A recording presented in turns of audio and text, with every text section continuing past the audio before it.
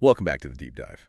Today, we're looking ahead, trying to get a handle on the next big wave of tech disruption. Yesterday, we talked about that first wave, 2025 to 2035, where AI basically gobbled up screen jobs, entry-level coding, knowledge work, and the advice back then, the lifeboat everyone jumped for was learn a trade. If computers handle the data, well, you go do the physical stuff they can't touch. Electrician, plumber, HVAC tech, real hands-on work, secure, right.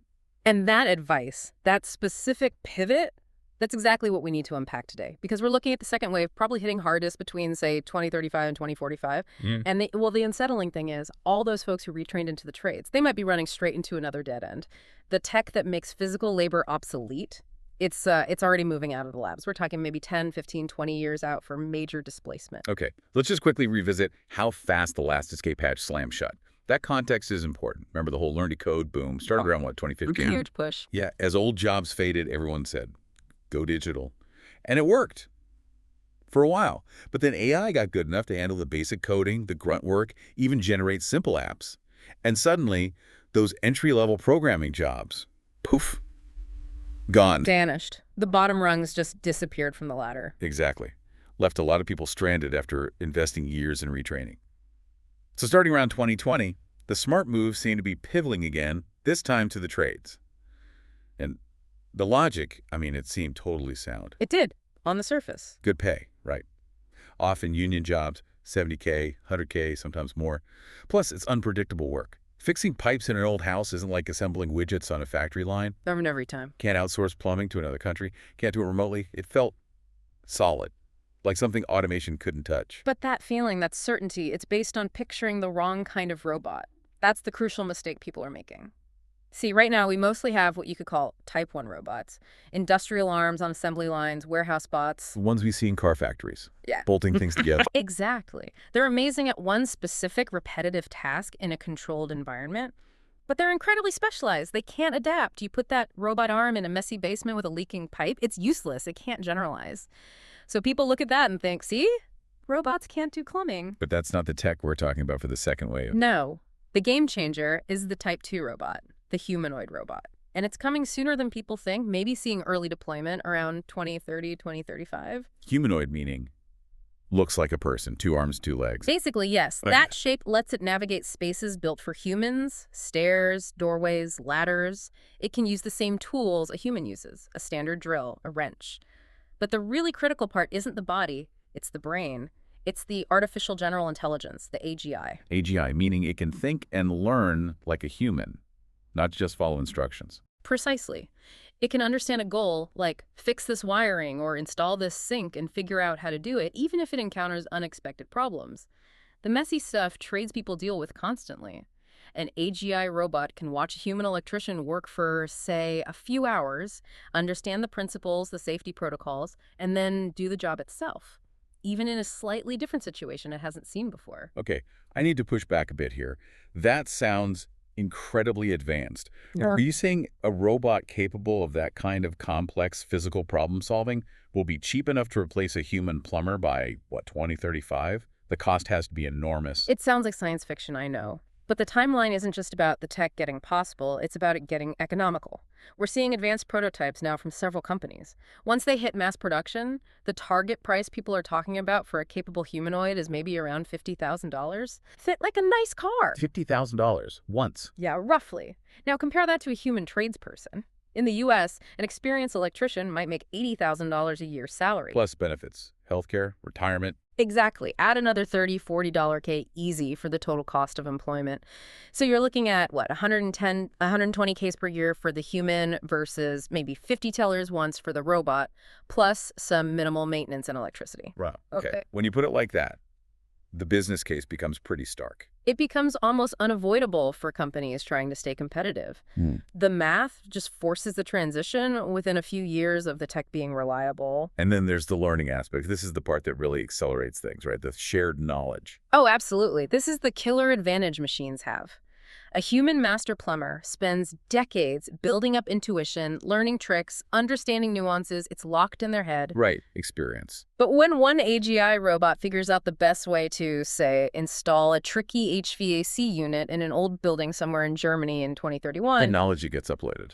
instantly, wirelessly, to every other robot in the fleet worldwide by 2032. They all learn simultaneously. The entire network gets smarter with every job any single unit does. Humans just can't compete with that speed of learning and distribution. No way. It's an exponential curve. So let's map this out then. Yeah. The timeline. We're talking about huge numbers of jobs.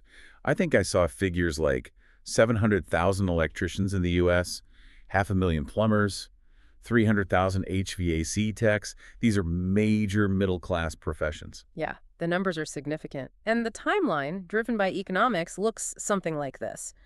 2030 to 2033, maybe. Pilot programs, robots working alongside humans, learning, improving, working out the kinks. The fleet is accumulating data. Then, maybe 2033 to 2037, early adoption speeds up.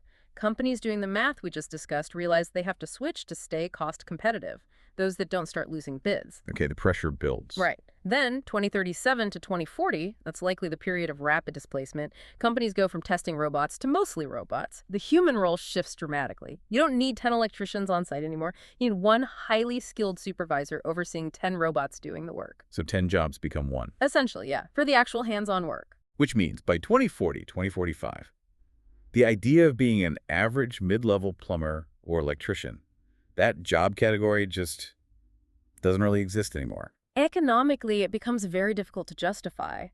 Why pay a human apprentice rate when a robot does it perfectly, 247, with shared knowledge, for less cost? The value proposition for the average human skill set evaporates. And this isn't just electricians and plumbers, is it? This second wave hits a much broader range of physical jobs. Oh, definitely. Think about construction more broadly. You'll have specialized robots for things like bricklaying or 3D printing structures, combined with humanoid robots doing the framing, the roofing, the interior finishing, painting, drywalling. Things that require dexterity and working in varied environments. Exactly. Manufacturing sees its final human jobs disappear, complex assembly tasks as quality control inspection, machine maintenance and repair. AGI robots can handle all of that. And crucially, this isn't just in high-cost countries. No, this hits globally. The whole reason some manufacturing stayed in low-wage countries was cheaper labor. When robots become cheaper than even the lowest global wage, that advantage disappears. Production might even come back geographically closer to the end market, but it won't bring human jobs with it. Wow. Okay. What else? Agriculture. Think about tasks requiring fine motor skills and visual recognition, like picking fruits, pruning vines. Robots with advanced vision and dexterity take over that manual labor. And building maintenance, janitorial work. Yep. Cleaning, repairs, general facility upkeep. That's around 4 million workers just in the U.S. Autonomous teams of robots can handle that quite efficiently. Let's talk geography for a second, because you mentioned this hits differently than the first wave. Yeah, the first wave, the AI hitting screen jobs, that disproportionately affected cities, educated professionals. This second wave, it hammers rural areas, smaller towns, the industrial heartlands. Places where a $70,000 construction or utility job is a really big deal. Exactly. Those jobs are often the bedrock of the local economy. They support the local shops, the restaurants, the tax base for schools and services. So if a local factory or a construction company replaces, say, 500 of those good-paying physical jobs with 50 robot supervisor roles, you haven't just reduced the payroll. You've potentially gutted the entire town's economy. Right. That loss of 450 incomes creates a downward spiral. Businesses close, services decline, the whole community fabric can unravel. It's a much more concentrated, devastating impact in those areas. Which leads to the human cost, the psychological side. Let's call it the skills paradox. Yeah, think about that master electrician we mentioned, maybe 45 years old, spent 25 years honing their craft, building real skill, intuition, taking pride in their work. Maybe they already retrained once, right? Moved from a dying industry into the trades because it felt safe. And then around 2040, they watch a humanoid robot, which costs less than their annual salary, do a complex 8-hour job flawlessly in maybe 2 hours. All that built-up experience, that identity tied to being a skilled craftsperson, just becomes economically worthless overnight. It's not just losing a paycheck, it's losing a sense of mastery, of purpose, of value. And the question becomes, okay, what now? If you already pivoted from coding to trades, and both got automated away within, say, a 20-year span, What's the third pivot? Especially if the underlying message becomes no job is truly safe long term. It really leads to that feeling of nowhere left to run. Yeah. If you imagine globally, maybe there were 100 million middle-class type jobs in 2025 across both knowledge work and physical trades. By 2045, after both waves hit, maybe only 10 million of those roles remain, concentrated among elite performers, supervisors, system designers, capital owners. It's a plausible scenario, and the historical argument that technology always creates new jobs starts to look shaky. Because previous automation replaced human muscle, but this wave replaces human skill and cognition, both physical and mental. The economy might not need to create large numbers of new human jobs if machines do everything better and cheaper.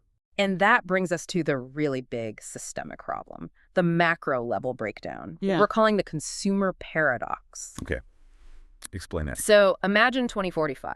On the production side, things look amazing. Robots are building houses, making cars, growing food, running infrastructure incredibly efficiently. Near zero labor cost, almost infinite capacity. Seems like utopia, right? Abundance. Yeah, but here's the paradox. Who buys all this stuff? If the vast majority of people who used to have jobs producing these things are now unemployed, they don't have income. No income, no spending. Exactly. No demand. The system eats itself. It reminds me of the old Henry Ford story, paying his workers enough so they could afford to buy his cars. You need consumers. Right. Capitalism needs both sides. Oh. Workers earning, then spending as consumers. Robots are great workers, phenomenal producers, but they don't buy groceries or cars or houses. They don't participate in the consumption side. So if you automate away the consumer's income, You trigger what looks like a death spiral. We see it in roughly 5 phases. Phase 1. Companies automate aggressively. Profits surge initially. Stock prices might boom. Everything looks great for capital owners. Phase 2, mass unemployment kicks in. Millions lose their incomes. People stop spending on anything not essential. Phase 3. That drop in spending means demand collapses. Companies have warehouses full of stuff they can't sell, so they cut production. Phase 4, cutting production means laying off even more workers, the remaining supervisors, managers, logistics people, which further cuts income and demand. Phase 5. The whole loop feeds back on itself. Less income, less demand, less production, even less income. The entire economic system doesn't just shrink. It risks seizing up completely. It spirals downwards. It sounds like a classic prisoner's dilemma. It really is. Each individual company has to automate to survive against competitors doing the same. It's the rational choice for them individually. But the collective result of everyone making that rational choice is the destruction of the consumer base that all companies rely on. The system undermines its own foundation. Let's put some rough numbers on that. U.S. consumer spending is massive, right? Right. Something like $17.5 trillion.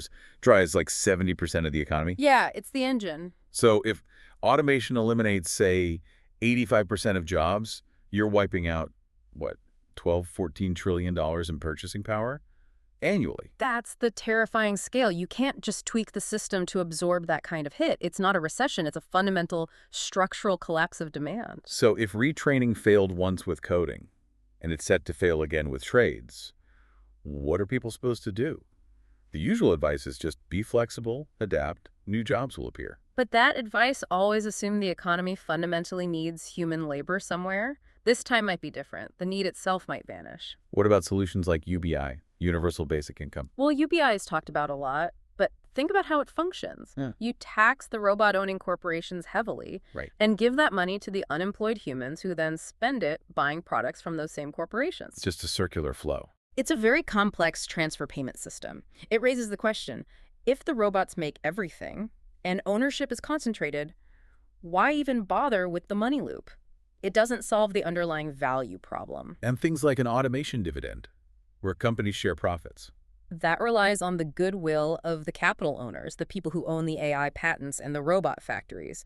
They'd need to voluntarily distribute trillions in profits to maintain social stability. History suggests that level of voluntary wealth redistribution might be unlikely without immense pressure. Exactly. There's no inherent economic incentive for them to do it at the scale required. Okay, so let's set the stage for where this leaves us. We've seen the first wave hit screen jobs, the second wave hitting physical trades. What's left? What's the supposed final sanctuary for human work?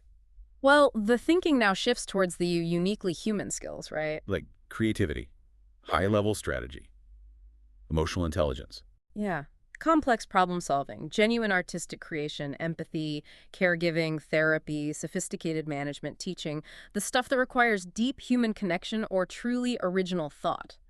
That's where people are being told to pivot now. The third pivot. The third pivot. Huh. But this leads us to the final and maybe the most profound question.